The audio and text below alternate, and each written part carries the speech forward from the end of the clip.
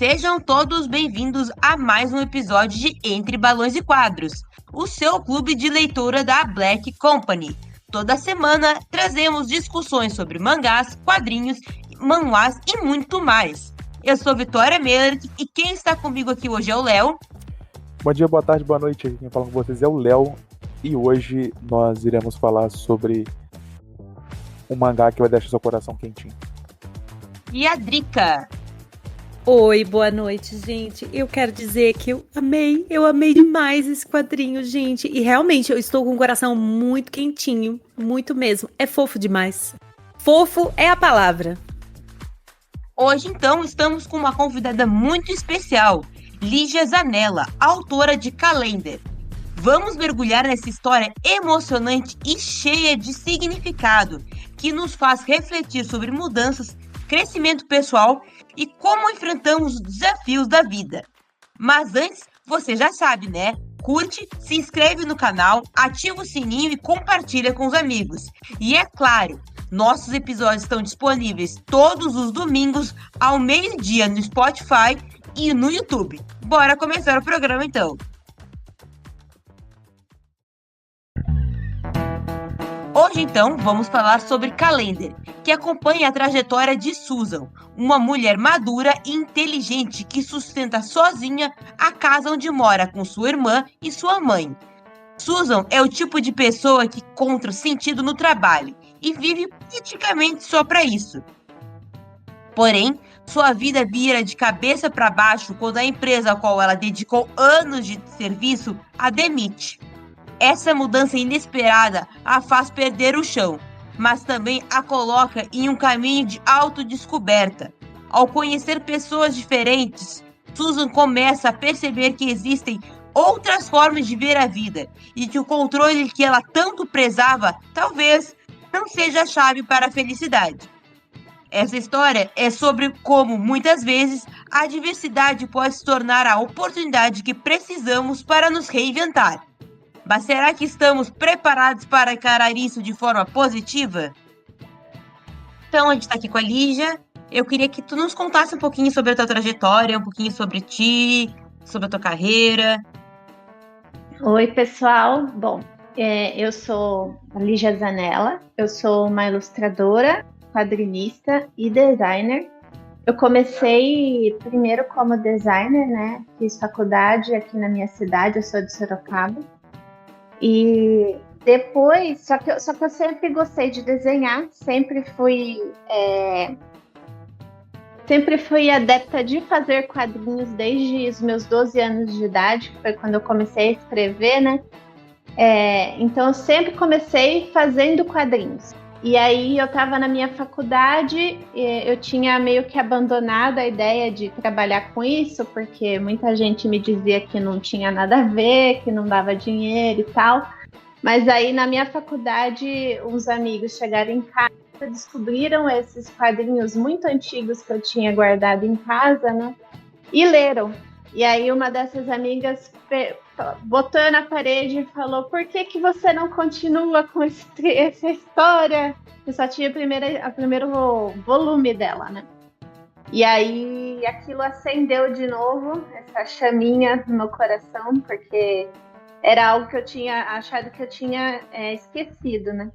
E aí eu resolvi lançar essa história que ela tinha lido, né? E me forçar a lançar. Então, o que eu fiz? Eu preciso que as pessoas leiam, que elas vejam, que falem para mim o que acham, né? Para eu poder sentir essa vontade, essa necessidade de querer terminar um trabalho.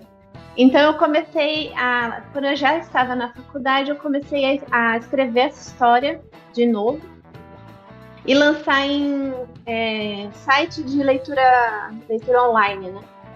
Uhum. O nome dessa história é Go Go Go Feliz e foram muitos anos que ela me acompanhou. Hoje ela já está completa, eu finalmente consegui terminar. Foi lá por 2018, acho que eu terminei essa história. Ela tem 7 volumes e foi o quadrinho meio que me chutou para esse mercado. né? A partir dele eu comecei a receber feedback de leitores, fui conquistando um cantinho meu, né? Entre essas pessoas que já liam e tal. E muitos artistas, fui conhecendo outros artistas, né? E aí, por causa disso, as pessoas começaram a ver meu trabalho e a falar, viu, você tem que publicar, imprimir e tal, seus títulos. E aí, nessa época, eu estava criando o Gogô, surgiu um novo título, que seria menorzinho, que se chama Calendar, né? E aí eu resolvi, através do Calendar, fazer minha primeira impressão. Isso foi em 2015, que foi quando eu lancei o primeiro capítulo do Calendar impresso, né? Eu levei no primeiro evento da minha vida, que foi o Anime Friends, em 2015. E aí, a partir disso, eu comecei a conhecer também outros escritores, tive contato, né, com autores que já tinham outros trabalhos impressos e tal. Então, eu fui caminhando vagarosamente, assim, nesse novo mercado que eu estava conhecendo, né? Aí, através do Calendar, eu conheci o Guilherme, que ele é daqui da minha cidade também, ele é um escritor e ele é jornalista. Eu lancei um quadrinho com ele primeiro, que era de aventura. Depois eu lancei outro quadrinho alguns anos depois, em 2020. Eu lancei um quadrinho histórico com ele, que é sobre os sobreviventes da bomba atômica de Hiroshima, né? E também fui lançando coletâneas junto com outros artistas, né? Então foi uma caminhada assim que hoje eu tenho mais de 10 títulos publicados, que estão entre títulos meus mesmo, que nem é o caso do Calendar. Tenho uns títulos que eu lancei com algumas histórias minhas, com coletâneas também, né? Com a K também, que foi o Shoujo Bomb. Então, hoje, atualmente, eu tenho mais de 10 títulos publicados, mas tudo por conta desse início, que foi lá em 2015, lá em 2008, né, e 2009, que foi quando eu lancei o Gogô, e aí eu fui entrando aos poucos nesse mercado. Hoje estamos aqui. Então, vou puxar um pouquinho pro Calendar, assim, bem na introdução ali que tu fala, e a Susan e todos os personagens em torno dela representam meio que essa angústia em torno do futuro que tem muito presente, eu enxergo isso na nossa geração. Eu queria que tu falasse um pouquinho sobre isso, como é que foi passar por isso, se tu passou por isso. Bom, na verdade, o Calendar, ele foi todo baseado nessa questão, justamente, porque quando eu estava criando essa história, eu estava trabalhando numa empresa que é aqui da minha cidade também, eu estava como designer nessa empresa, e ao mesmo tempo estava fazendo faculdade e tal, e estava escrevendo o Gogô. E aí eu via muito nessa empresa essa ansiedade, principalmente mais próxima assim com as moças, né, que eu trabalhava junto, a gente almoçava junto e tal. Então eu presenciava muito isso, essa angústia, nossa, se a gente for demitido, não sei o que eu vou fazer. Nossa, tenho tanta conta para pagar, isso, aquilo. E aí eu ficava com aquilo, tipo, observando e pensando, meu Deus, que angústia, né? Eu também tinha as minhas angústias em relação ao meu futuro, né? Mas eu tinha muito mais essa convicção, assim, de que o futuro eu não consigo controlar, né? O que eu posso fazer é com o meu presente agora, de conseguir trabalhar, né, o meu emocional, os meus passos que eu estou dando no presente, né? E o futuro não tem como. Só que eu via muito que elas ficavam assim, então o Calendar meio que foi um recado que eu queria dar para essas moças, sabe? Que estavam lá comigo, que eu senti tipo, não, eu quero falar para elas, mas eu acho que eu preciso escrever, porque escritor é isso, né? Tipo, não fala diretamente, fala sobre história. Então, foi muito isso que nasceu o Calendar, nasceu a Susan. Né? Ela é meio que uma representação dessas moças com quem eu convivia, e mesmo de mim mesmo. Tipo, é uma mensagem para mim, para eu poder não me preocupar tanto com o futuro, porque eu mesma não tenho controle sobre isso, não tenho no presente. Então foi mais por isso. Lígia, eu Oi. adorei Calendar, achei muito legal. E eu tava até comentando com a Vitória, antes da gente começar aqui, que eu achei muito legal a sua obra, porque ela é muito um shoujo, né? E eu gosto muito de shoujo também, gosto muito de romance. E é muito legal porque o shoujo no Japão, né? E sim, a sua obra tem muitas referências, a própria arte tem muita referência ao mangá japonês, mas ela tem uma pegada mais young adult, até a idade dos personagens, o trabalho que eles têm, a vida que eles já possuem, as experiências de vida que eles possuem. Como é que foi pra tu escolher, tipo assim, essa ideia de fazer para um público mais velho, não necessariamente... Assim, ela obviamente, a obra funciona para um público jovem, claro que funciona, mas não é especificamente direcionado para eles, né? Ela pode ser uma obra para pessoas ali adultas, né? E consumirem ela tranquilamente. Você pensou, Sim. assim, minuciosamente nisso? Ou foi uma coisa que veio naturalmente, já que você estava fazendo essas obras para suas amigas que trabalhavam com você? Então, foi pensado. Na verdade, tem um termo, né, no Japão que é voltado para esse público, né, que chama Josei. E aí, quando eu estava escrevendo, eu já tinha pensado, eu quero escrever um Josei.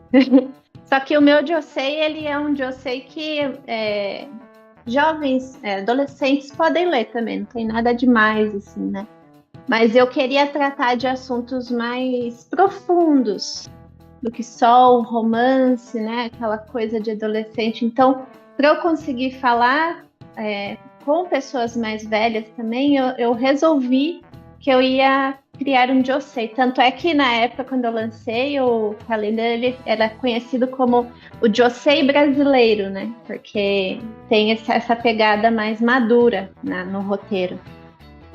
Então, e também porque, né, o meu recado era para passar para aquelas mulheres de família que já têm filhos e tal, então meio que foquei nelas, mas sem ter nada assim que os adolescentes, as coisas não possam pegar também, porque é uma coisa bem universal, né, esse medo de futuro.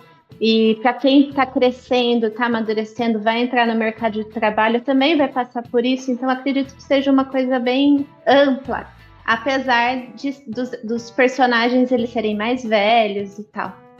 Mas foi pensado como um Josei. Legal. E, Lígia, eu queria fazer uma pergunta, puxando um pouco esse gancho, né, de ser para um público mais velho. A história, ela fala, que nem você falou, dos temas mais profundos, e realmente eu percebi esse aprofundamento em algumas questões dos personagens, principalmente da Suzy e do Vic, né? Mas a história fala bastante dessa reinvenção, de se reinventar, de se descobrir, de conhecer a si mesmo, né? Quais são as lições que você quis passar, assim, quando você pensou em falar sobre essa autodescoberta, falar sobre reinvenção? O que você pensou em passar para os leitores, que os leitores tirassem, assim, toda essa saga, né, que a Suzy passa, assim, na história, e essa mudança de emprego? Mesmo eu, enquanto eu estava escrevendo essa história, eu cresci muito com ela. Então, mesmo para mim, foi um aprendizado, assim, de várias coisas que foram acontecendo. E aí eu fui colocando na história também durante a minha vida, né? Então, para mim, tem essa questão do próprio amadurecimento da Susan, né? Como pessoa, ela já é uma pessoa mais velha, já está no mercado de trabalho, já trabalha, já é responsável por várias coisas, né? Mas ela ainda precisa amadurecer, porque ela deposita toda a vida dela em cima disso, de tipo, eu sou autossuficiente, eu consigo, e de repente tudo desaba, né? Então, o que ela, nesse quesito, ela precisa amadurecer. E aí ela vai conhecendo o Vic, tem a Maia também, que tem o sonho lá, né, de ser estilista e tá correndo atrás disso. Ela vai descobrindo que não é só aquilo, que ela pode também sair daquela bolha que ela está, apesar de ela já ser uma mulher autossuficiente, já ser alguém, né, que é capaz de andar com os próprios passos, mas ela pode sair daquela bolha e descobrir que o mundo é muito maior do que aquilo, né? Também eu falo muito sobre a questão de amadurecimento no sentido de relacionamento, que nem ela julga o Peter no começo como se ele fosse alguém, nossa, é incrível, é um homem super, super moderado, e de repente ele mostra outra cara para ela, né? Que ela se surpreende. Então ela mesma não esperava aquilo, tipo, ela tem os modos de enxergar a vida que ainda estão dentro dessa bolha, né? Então, essa ingenuidade, né? Assim. Uma ingenuidade, assim. Então, as coisas vão acontecendo e ela vai meio que se libertando, saindo dessa bolha que ela vive e percebendo que o mundo é muito maior do que ela espera. E até naquele momento em que ela conversa com a mocinha que trabalhava com ela lá, né? Que daí a mocinha fala, nossa, depois que você saiu, a empresa acabou, né? E ela mesma. Então, tudo que vai acontecendo é meio que uma forma de eu mostrar que, tipo, a gente, mesmo estando mais velho, a gente ainda precisa amadurecer.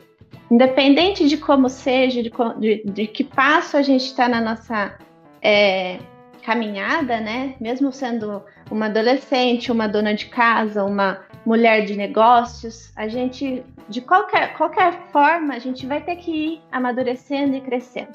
E também a própria mãe dela passa por esse processo durante a obra, né? Sim. Ela entende, o Calendar é muito essa questão de, tipo, sair de bolhas. Que nem o caso do Vic também, né? Que o Vic, ele tem aquela questão com a ex dele, e aí ele tem um encontro lá com a Angélica. A Angélica é uma personagem minha do Gogô. Porque o Calendar, ele saiu do Gogô, né? Que foi a minha primeira história. Ele é um spin-off do Gogô. Que legal. E aí, no Gogô, a Susan aparece bem mais velha. Depois que passa anos, ela já tá com filho e tudo. E ela tem uma conversa com a Angélica, que é a protagonista do Gogô. E aí, no Calendar, eu quis trazer a Angélica de volta para poder juntar as histórias. Então, nesse momento em que ele conversa com a Angélica lá no hospital, ele tem essa saída da bolha também. Tipo, eu sou uma pessoa livre. Ele se dá conta disso, né? Ele tem essa epifania, né? Tem essa epifania. Então, todo momento, o Calendar está tentando dizer, você precisa entender que você não está parado. Você vai estar sempre crescendo e amadurecendo como uma pessoa e que precisa estar sempre subindo e escalando, né? Essa escada, esse muro que parece um muro, mas na verdade é uma escada. A gente está sempre amadurecendo. Uma das coisas que me ensinou, porque eu estava refletindo sobre a questão do Vic, né? Da doença do Vic, daí eu trouxe aquela questão da ex dele, dela não conseguir lidar com aquela questão, com a doença dele, né? E aí, enquanto eu estava fazendo essa reflexão, eu fiz algumas pesquisas sobre o assunto, né? Porque eu queria falar também dessa questão do amor enquanto uma responsabilidade nossa. A gente, como ser humano, a gente escolhe alguém para poder dedicar esse amor. Até que ponto a gente consegue fazer isso, né? E aí eu descobri, assim, nas minhas pesquisas na época, que existe muitas chances, acontece demais de, tipo, alguém adoecer no relacionamento e ser abandonado.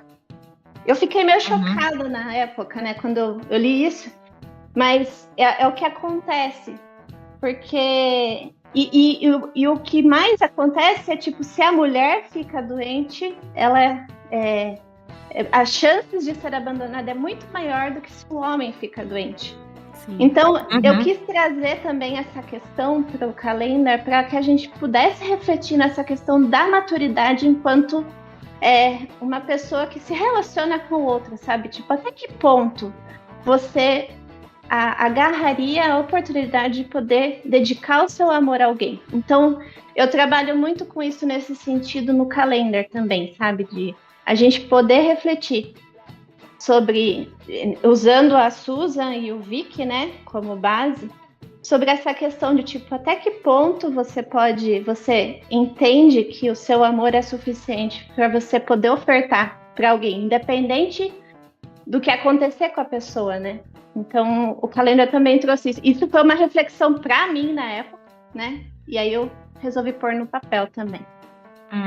Então, eu tava até falando com o Léo, antes de tu entrar, que a história tem muita referência BR, assim.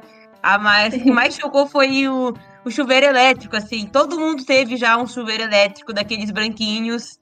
Então tem a referência do mel também, que é uma coisa bem BR de tomar mel pra garganta, pra doente. Também tem a coisa da festa de casamento, que a gente bota aqueles adereços, aquele acessório, também tem festa de 15 anos. Então tem muita referência brasileira.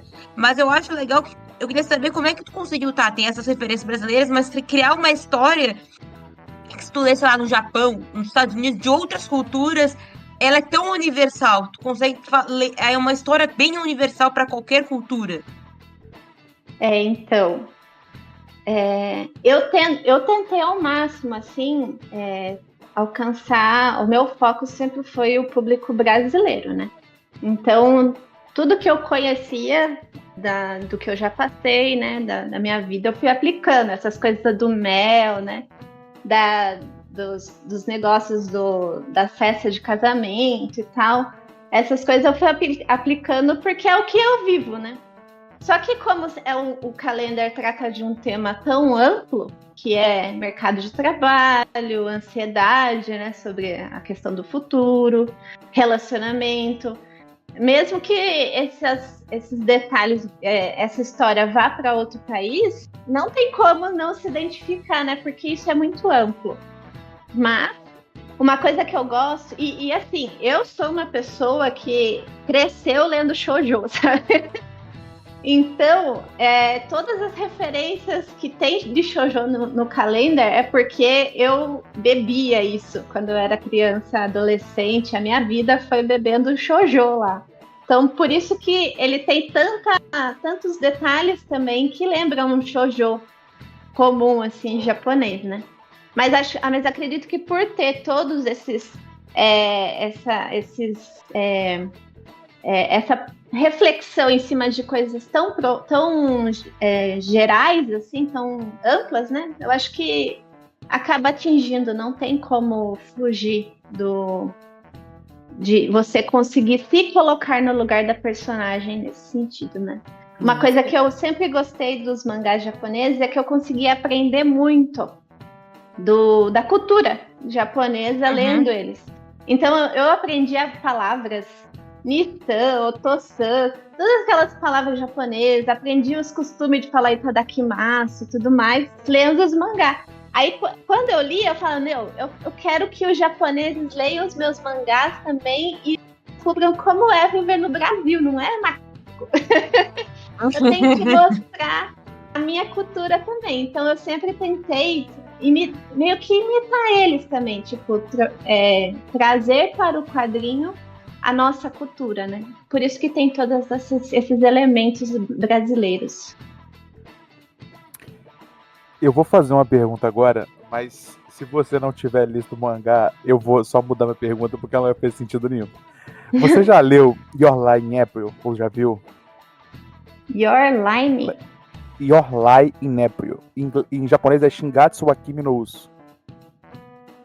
Eu já ouvi falar, mas eu não li esse mangá. Nossa, eu achei sua obra extremamente parecida com ele. Verdade? É porque ele trata de um garoto, assim, só que ele é mais shoujo, né? Ele não é tão josei assim, não. É de um garoto que ele gosta da menina assim, e a menina ela tem uma doença, né? Ela tem uma doença também degenerativa também. Só que o seu acaba no final feliz. O Your Lie in April não acaba tão bem assim. Não acaba tão bem assim. Mas se você quiser ver o mangá, tem na Prime Video, eu acho já. Então. Mas não vou fazer essa pergunta, vou fazer outra então, porque essa aqui você não viu, não vai dar pra você comentar sobre. Uma coisa que eu achei muito interessante é porque, assim, o estilo da arte que você desenha ela tem um pouco, assim, do mangá japonês, né, daqueles olhos arredondados e tal, mas você também tem muitos traços brasileiros, né, por exemplo, tem muito personagem de cabelo cacheado, a orientação da esquerda pra direita, assim, então parece que tudo tá meio que no meio dos dois mundos, assim. Como é que foi essa decisão, tipo assim, de o que colocar mais oriental e o que colocar mais ocidental, e como é que foi essa escolha, assim, pra você na hora de fazer o calendário? Essa parte foi muito, acho que instinta. Não teve uma escolha, assim. Porque, como eu, por muitos anos da minha vida, eu li shoujo, eu acho que eu acabei absorvendo, né? Esse lado shoujo, esse jeito de criar os quadros, as florzinhas, as coisas que aparecem, né, em um quadrinho comum de shoujo e tal. Então, naturalmente, eu fui colocando isso. O que foi por decisão minha foi colocar mesmo os elementos brasileiros no meio. Então, escolher o tipo de cabelo, as roupas, né, os ambientes. Eu usava muito o que eu tinha em vista, né? Então, eu nunca tentei fazer, aliás, minto. Quando eu era criança, 12 anos, eu estava começando a criar quadrinhos, os meus primeiros personagens tinham nome japonês. Os meus personagens usavam kimono. Então, quando eu estava lá nos meus 12 anos, começando em sonhar com isso, eu imitava. Eu pegava, fazia os rituais, né, tudo bonitinho, tinha que ter as roupinhas tal, nome japonês tal, porque eu queria ser mangaka. Só que aí, conforme eu fui amadurecendo, fui crescendo enquanto artista, eu percebi que não, meu público não é japonês, meu público é brasileiro. Eu quero que eles se identifiquem com a minha obra, então o que eu tenho que fazer? Eu tenho que trazer o Brasil para as minhas histórias, né? Para eles poderem olhar e falar, nossa, esse chuveiro aqui é o chuveiro que eu tenho em casa, né? Então, foi com o tempo, né, crescendo e amadurecendo como artista, que eu fui entendendo que, tipo, a minha leitura, ela vai ser ocidental, ela não vai ser oriental, porque eu quero que os brasileiros, até aqueles que não leem quadrinho, de repente peguem meu quadrinho para ler e consigam ler. E isso aconteceu, graças a Deus, né? Teve alguns colegas, os conhecidos, até gente da minha empresa antiga lá, né? Que agora eu não trabalho mais lá.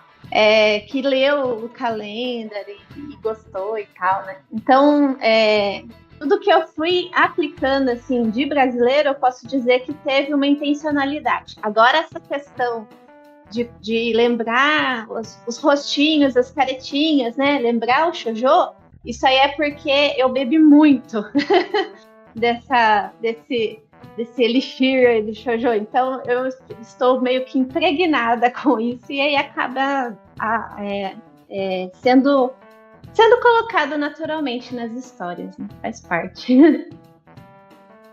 Muito legal. Lígia, eu queria perguntar uma coisa assim que para mim foi muito pessoal na obra, que é a relação da Susan com o trabalho dela. Foi algo assim que para mim é algo que eu venho passando por isso durante um tempo, né? Ainda estou nessa fase.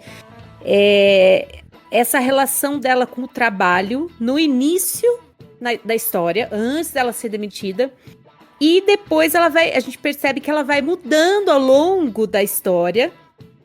Uhum. E para mim isso foi muito forte, assim, essa coisa dela perceber que o trabalho não é tudo e que a gente precisa viver também fora do trabalho, né? Qual foi a mensagem, assim, principal que você quis passar sobre esse equilíbrio entre a vida pessoal, a vida profissional? Por que você escolheu falar sobre isso, né? Você já falou das suas colegas, né, que tinham essa preocupação com o futuro e tal. E por que você escolheu abordar essa coisa da relação com o trabalho tóxica e como que a gente pode deixar isso de lado e aprender a ter esse equilíbrio?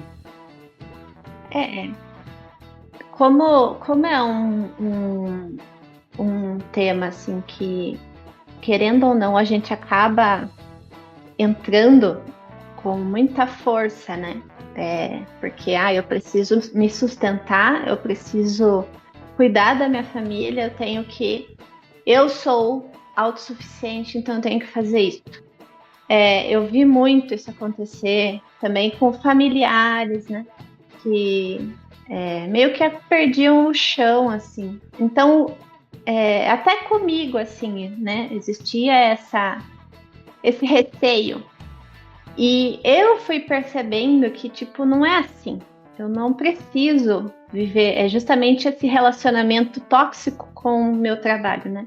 Eu posso ter uma vida que é saudável, ao mesmo tempo entender que eu preciso ter sustento e tal, né? Mas eu não preciso viver nesse furacão que é o trabalho, né? E eu via muito isso na minha empresa, né, onde eu trabalhava. Tipo. A gente vê muito, né? Eu acho que é muito geracional também, Sim, talvez, né? Eu acho que os mais novos, a geração Z, assim, que estão agora com os seus 20 anos para cima, estão percebendo que talvez não é o caminho, né? Que tem outro jeito, né?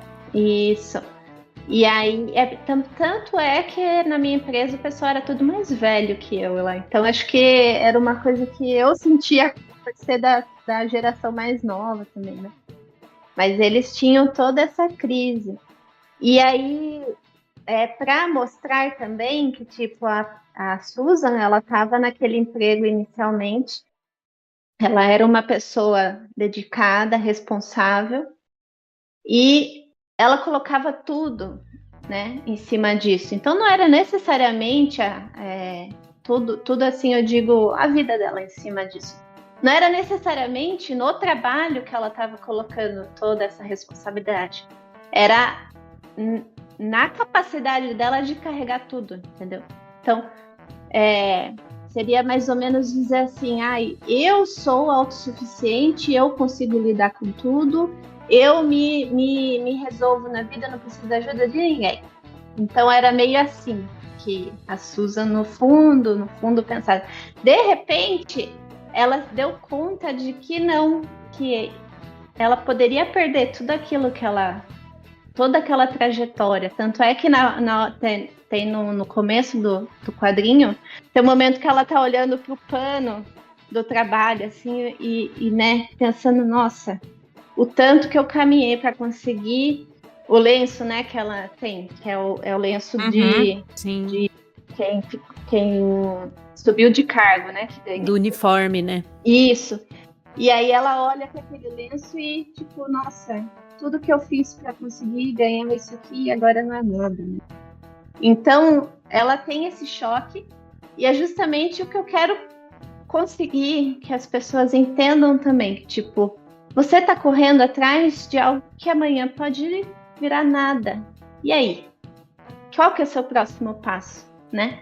O que você está colocando tanta ansiedade em algo que amanhã pode não ser nada?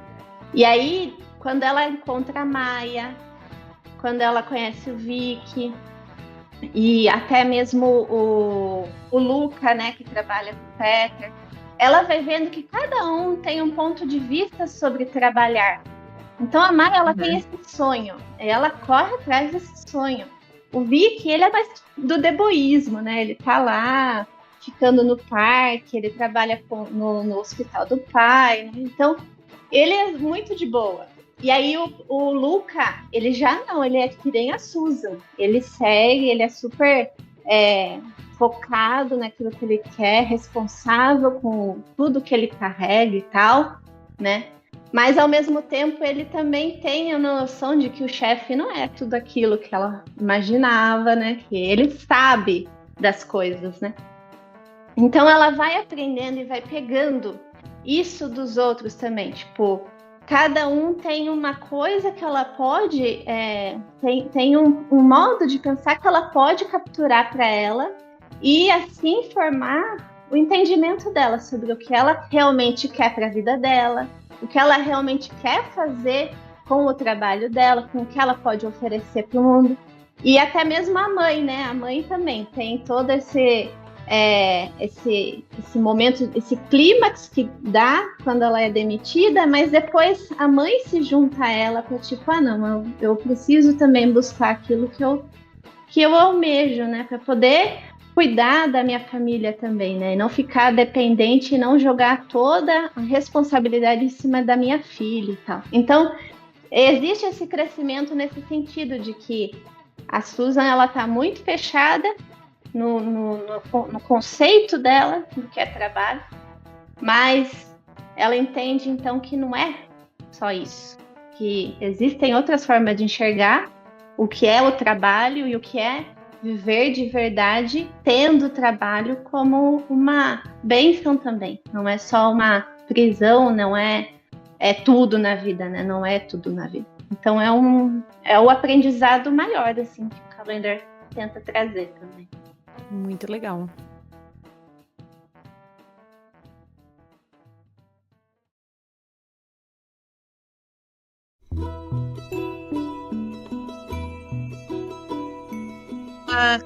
Eu queria ver contigo, Lígia, que uma coisa que eu achei interessante na tua obra é que tu aborda vários temas bem complexos ali. Tem um pouco de essa sobrecarga, pressão, ansiedade, tem a questão do assédio, tem a questão do câncer, tem a questão do empreendedorismo, assim, querer construir seu próprio negócio, tem uma questão bem forte do abandono do pai da Susan.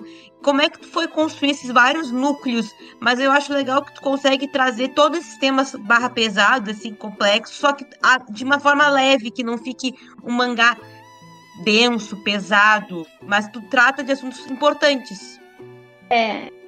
Obrigada, gostei. Obrigada pelo elogio. Que isso? Essa história ela foi sendo construída em 3 anos, né? Então, antes dela virar esse brochurão que foi lançado pela JBC, eu trabalhei, eu fiz essa história em 3 volumes. Então, ela foi lançada 1 volume por ano. Foi pelo Catarse, foi bem independente, assim. Então, antes de chegar no volume final, hoje, né, na formatura, eu chamo de formatura, foi o lançamento da JBC, né? Ele passou por várias fases de crescimento. Então, para eu poder desenvolver essa história, eu levei, no mínimo, esses 3 anos. Fora os outros, acho que eu posso dizer que foram mais uns 3 anos desenvolvendo todo esse roteiro, né? Para daí poder lançar o último volume com a história fechadinha, completinha. Então foi uma caminhada junto comigo, que eu também acabei amadurecendo e crescendo, e trazendo à tona também questionamentos que eu tinha, que daí foram meio que respostas para mim, né, que surgiram com o Calendar, sobre essa questão da ansiedade, essa questão de você... o próprio título, né, do Calendar, eu trouxe dentro da obra a resposta de por que Calendar, né? Então lá tem a explicação, né, durante a leitura de por que o nome da história é Calendar, né? Então foi tudo para poder chegar nesse ponto de só falar que a vida é um ciclo, né? Que a gente tem que ir escalando essas escadas que vai aparecendo, né? Esses degraus. Mas a história mesmo eu levei até que um bom tempo para poder fechar ela bonitinha. Mas fico feliz que você tenha gostado. Eu achei muito bom os personagens que você criou ao entorno dos 2 principais, né? Que é a Susan e o Vic. É muito legal porque eles têm muitas personalidades. A Mai é uma personagem muito legal, com um monte de caras e bocas que ela faz, que é muito característico do mangá shoujo, né? Do Josei também. O irmão mais novo do Vic, né? O Wal, ele é muito legal também, essa ideia de ser muito jovem e maduro. Então, tu pensa vários personagens e vários deles são importantes para a história principal da Susan e do Vic. Mas como tu pensou no significado desses personagens? Tipo assim, você pensou eles como entidades separadas ou eles serviam mais para contar a história dos 2 e o desenvolvimento desses 2? Como é que foi construir essa gama de personagens que é até bastante assim que tem na sua obra, né? Então, no caso, eu falei que o Calendar ele é um spin-off do Gogô, né? Que foi o meu título, que tem 7 volumes, ele é bem maior. O próprio irmão do Vic, ele é meio que um protagonista do Gogô. Então ele é o Alisson, né? Ele aparece no Gogô e ele, na história lá, ele desenvolve a história já como entendendo que ele é o irmão do Vic. E por isso também que ele aparece no Calendar, né? Que tem um relacionamento ali e tal. Então, muitos personagens eu trouxe da minha primeira história. É por isso que o Calendar ele é uma história que ele tem muitos personagens diversos e também bem diferenciados, né? São personagens que eu trouxe de uma outra história. Então, ele tá bem mais crescido. A Maia, ela é uma personagem que não veio do Gogô, ela nasceu para o Calendar mesmo. Então, alguns personagens eu já criei pensando, tipo, não, eu quero que a Maia ela seja meio que um oposto da Susan, para dar esse balanço na história, né? Então, eu já imaginei ela com uma personalidade mais alegre, mais espontânea, porque a Susan ela é meio durona, assim. E aí, para poder dar esse balanço. Então, todos os personagens que vieram em seguida a Susan, eles são esses personagens que eles dão esse balanço na história. Porque a Susan, ela tem uma postura mais recatada, mais quietinha na dela, né? Então, vem os personagens que eu trouxe para poder justamente não deixar a coisa mais fluida, para ajudar a Susan a ser como suporte para ela poder corresponder, poder demonstrar mais de quem ela é, né? Então, a Maia, ela é um exemplo disso, tipo, é uma personagem bem diferente, né, da Susan, bem desenvolta, decidida, já sabe o que quer da vida e tal, né? E tem a irmã do Vic também, que é a Erika, que é a menininha que tá com a Maia, né? Ela já é uma personagem que aparece no Gogô também. E ela já tem uma postura assim meio brava, meio. Ela é brava, Ela é muito brava. Ela fica defendendo, ela quer proteger ele, né? Isso. E aí, isso também. Não, eu ia dizer que a verdade é que a Maia é brasileira e a Susan é japonesa, assim, esse contraste Sim. de ficar chegando, abraçando, e a Susan toda. Não me toque. Não me toque. E por isso que eu coloquei as duas, assim, pra haver essa harmonia mesmo, né? Porque se a Maia fosse que nem a Susan, não ia ter tanta correspondência, assim. Mesmo a Maia, ela é um personagem que meio que ajuda até o Vic a se movimentar mais, faz a Erika também corresponder, então ela é meio que um pilar ali, ela ajuda nisso, né? Então eu pensei nos personagens como são suportes um para cada um, né? Que é como acontece na vida real, né? A gente precisa de pessoas que nos ajudem a corresponder e a demonstrar quem nós somos de verdade, né? Então, se a gente tem essas pessoas à nossa volta, naturalmente, mesmo que a gente seja travado, assim, né? Que nem a Susan, naturalmente a gente vai corresponder do nosso jeito, né?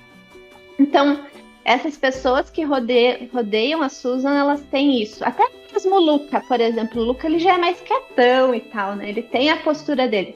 Mas ele traz à tona um lado da Susan que os outros não trazem. Então, cada um tem o seu diferencial para poder realmente fazer a história girar. É verdade. Agora, assim, falando um pouco vou puxar lá pro meu lado literário, né? Obviamente. Tem algumas coisas que eu amei, assim, foi aqueles pensamentos, enquanto eles estavam falando, tinha um escrito bem pequenininho, assim, que era tipo como se eles estivessem pensando. Eu achei isso muito legal, porque eu ria muito com os pensamentos deles, eles conversando com a pessoa, mas eles estão pensando outra coisa. Eu achei isso muito legal, assim. E tem uma cena em que você quebra a parede, vamos dizer assim, você quebra a quarta parede. que fala do... Que é o momento, assim, que o Vic e a Susan estão quase ali, né, se acertando. E aí você quebra a quarta parede e fala assim, gente, ó, o autor, vamos logo, a autora, os leitores já não estão aguentando mais. Eu achei muito legal isso, assim, foi muito divertido. Era uma realidade. Eu mesmo não tava aguentando, mas... Eu achei muito divertido essa parte. E como se fossem uns bloopers no final, assim, né? Tipo, erros de gravação, entre aspas, né? Sim, que eram sim. as tirinhas que você colocou no final. Eu achei muito legal também. E, assim, eu queria fazer uma pergunta pra você. Se você já leu, conhece, hoje tá bastante na moda, né, que veio muito da Ásia pra cá, os livros de ficção de cura que a gente fala, né? São livros, assim, bem nesse estilo, bem aconchegantes, são histórias, assim, que enchem o nosso coração, que deixam o coração quentinho. Às vezes tem, que nem problemas, né, que nem no seu, a gente tem a doença do Vic e tal, mas que no final você fica com o coração cheio, assim, sabe? Aquele livro que é leve, te alegra, assim. Você já leu alguma coisa, assim? Você já teve contato com esse tipo de literatura? Então, esses livros novos eu já ouvi falar, eu já vi alguns, não comprei ainda, eu não consegui pegar para ler, mas eu tenho muito interesse porque é bem o que eu gosto, né, de ler. Sim, e eu achei bem assim, bem ficção de cura mesmo, o Calendar, é muito legal, assim, deixa o coração quentinho, assim, sabe? Ah, que bom. Mas eu acho que tem tudo a ver, sim, que ele... Não que eu tenha me baseado, porque eu não li. Eu ainda não li nenhum deles que foram lançados, né? Está na minha lista para ler. Mas tem realmente tudo a ver, assim, com essa ideia mesmo de crescimento, de cura, né? De amadurecimento e tal. Acho que isso é muito dos mangás, porque nos mangás mesmo tem muito disso, né? Muitas das coisas que eu aprendi, assim, enquanto criança, lendo quadrinhos, foi sobre essa questão de amadurecer. Eu aprendi muito sobre isso lendo quadrinhos. Então, quando eu lia, e eu pegava aquela frase de impacto, assim, tipo, nossa, aquela frase bonita, e que trazia alguma coisa que ensinava alguma coisa, eu passo, nossa, eu ficava tudo, muito bom. Sim, quero muito colocar legal. isso nas minhas histórias. Então eu sempre lia, e quando eu era impactada de alguma forma com o que eu estava lendo, e aquilo se revertia para um aprendizado para mim, eu já vinha com isso, nossa, eu quero ser isso, quero fazer isso nas minhas histórias. Então foi meio que uma inspiração nesse sentido das leituras dos mangás, né? Aí depois que vieram esses livros né? Isso, veio e tal, depois. Que eu não li ainda, mas eu me interesso. Eu acho que é muito também da cultura asiática, talvez, né? Esses temas, assim. Realmente. Porque os livros ocidentais, eles são considerados mais de autoajuda, né? E daí tem Só que história mesmo, eu não cheguei a ver, não, de livro, assim. Eu sei que é tipo aquele Vendedor de Sonhos, que tem um pouco disso, né? Sim. Que é brasileiro e tal. Mas realmente é mais o oriental que tem isso, né? Acho que eles também buscam muito isso nesse sentido, por conta também do estilo de vida deles, que é muito corrido, né? Muito sobrecarregado. No Japão, eles têm muito essa coisa do trabalho excessivo, né? Que eles têm até uma filosofia de trabalhar, né? Então, eu acho que esses livros, eles são meio que uma válvula de escape para eles, talvez. Então, por isso que nascem tanto temas assim lá, tantas histórias. E também porque lá tem mais, né, incentivo a escrever histórias, eu acho, né? De fazer quadrinhos, né? Eles têm um mercado já mais desenvolto lá, talvez. Muito legal. Nossa, sensacional. Eu até estava falando pro Léo e pra Vitória que eu gostei tanto, assim, eu tô encantada. E, cara, eu comprei, né, o quadrinho, tá aqui. E vou deixar pros meus filhos, assim, vou indicar, falar, eu tenho um de 13 já, falar pra ele, lê esse aqui que você vai gostar, assim, sabe? Que é muito legal, assim, indicaria pros meus alunos, assim, sabe? Ler, porque deixa, assim, traz uma lição muito legal, né? Várias lições muito legais, inclusive, né? Ah, que bom, eu fico feliz. Eu quero que mais e mais leiam. Pegar um tema um pouco mais pesado, assim, a gente tá vendo que tá saindo vários escândalos, assim, de assédio sexual, de pedires e tal, e tu bate nessa tecla do assédio no trabalho. Eu queria saber se essa pauta tu já queria trabalhar, como é que foi isso? Eu queria sim, desde o do começo eu já tinha essa... Porque também era uma forma de eu dar um balanço entre os personagens masculinos, né, da história. Que tem o Vic e tem o Peter, são dois personagens bem opostos, assim. E aí eu queria trabalhar essa questão também, porque muitas vezes a gente tá no mercado, tá lá correndo atrás, né, querendo ganhar a vida naquilo, e de repente acontece um negócio desse e tipo tudo desmorona. Foi meio que o que a Susan viveu ali, né? Então eu tentei trazer de uma forma mais leve, né? Eu acho que eu poderia ter trabalhado bem mais nessa questão também, ter trazido mais questionamento para isso, né? Quem sabe numa próxima obra eu consiga trabalhar melhor, mas mostrar mesmo que, tipo, será que é isso mesmo que eu quero para minha vida? Trabalhar e ter um chefe como esse, o que eu quero para minha vida? Então, é meio que isso é um ponto que faz a Susan questionar novamente, porque ela tinha saído de uma queda e aí entrou num novo trabalho, conseguiu. Aí ela tá nesse novo trabalho acreditando que ela tá lá corretamente, que não tem segundas intenções, que o negócio tá caminhando bonito, e de repente ela tem outra queda. Então, para ela, assim, foi uma questão também de abrir os olhos, porque ela ainda estava ingênua em relação ao trabalho, entendeu? Tentando se encontrar e não entendendo o quão amplo era o problema ali, né? Então, foi uma forma de eu poder trabalhar isso também, que, tipo, ela ainda precisava caminhar mais. Às vezes a gente precisa, tipo, a gente acha que tá tudo bem e de repente acontece um negócio que a gente cai de novo, e agora? Mais um degrau que tem que caminhar.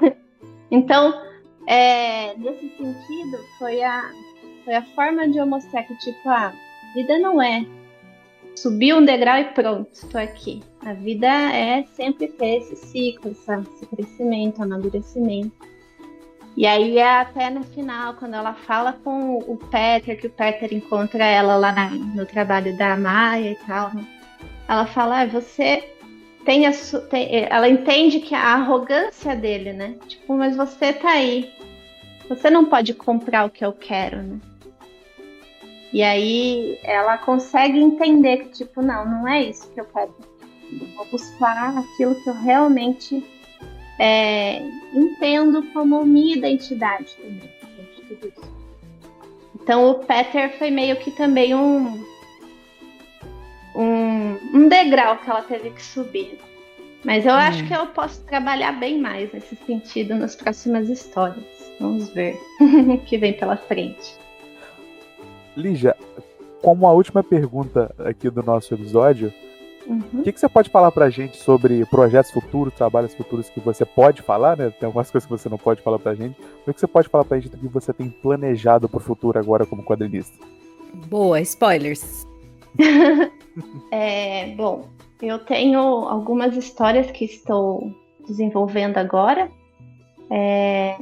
Eu acho que atualmente eu tô tentando diminuir o meu serviço para eu poder focar nas minhas histórias, né? Porque eu tenho muitas histórias que estão engavetadas e que eu quero trazer à tona. Esse ano mesmo eu consegui trazer uma que é um livro didático que eu queria fazer com a minha mãe, né? Sobre saúde bucal.